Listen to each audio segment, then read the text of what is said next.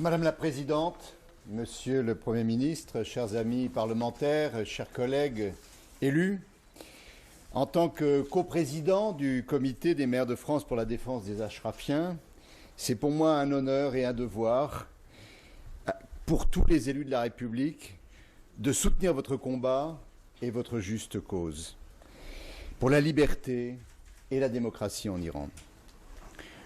Parce qu'aujourd'hui, l'extrémisme, le terrorisme, l'intégrisme islamiste, sous le nom de Daesh ou de groupes paramilitaires chiites, ont lancé une véritable guerre sur les pays de la région et bien au-delà, y compris sur notre propre territoire.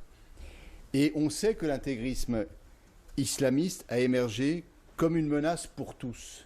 Et les dangers qui vous menacent sont aussi des dangers qui nous menacent. Voilà les raisons qui renforcent notre solidarité et nos combats communs. Et je crois que dans l'horreur, il n'y a pas de graduation. Nous confondons dans la même répulsion, dans la même condamnation, tous les fondamentalistes, toutes les barbaries, tous les terroristes, qu'ils soient chiites ou sunnistes. Nous ne faisons pas de différence. Tous ces barbaries, tous ces extrémistes veulent imposer leur doctrine par la force et par les armes. Et de la même façon, quand on voit les images terribles de pendaisons, de lapidations, la barbarie de Daesh avec les décapitations ou les islamistes qui ont tué les journalistes ici en France, tout ceci témoigne de la même horreur. Et nous sommes dans un monde globalisé.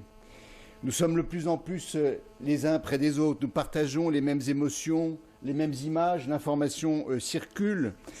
Le peuple européen doit donc savoir ce que tous nos frères, sœurs, parents, tous vos amis qui sont encore en train de vivre ces drames aujourd'hui en Iran subissent.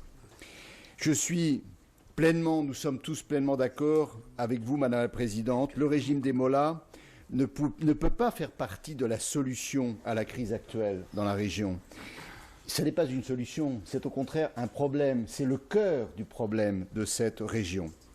Les solutions, nous les connaissons, elles sont présentes dans nos chartes, elles sont présentes dans les textes, ce sont les respects des déclarations des droits de l'homme, la séparation entre le pouvoir politique et le pouvoir religieux, l'égalité des droits entre les hommes et les femmes, la tolérance entre toutes les formes de croyance, même pour ceux qui ne croient pas.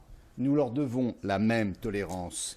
La solution doit venir de l'intérieur du Moyen-Orient, comme la solution culturelle, humaine, fondée sur un islam de tolérance, afin de lutter contre toutes les idéologies meurtrières.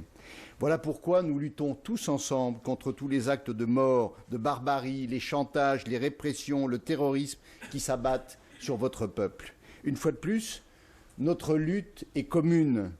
Alors le mouvement de la résistance en Iran devient le mouvement de la résistance de tous les démocrates, des hommes et des femmes partout dans le monde. C'est un combat pour la vie, c'est une lutte pour les humanistes de ce siècle.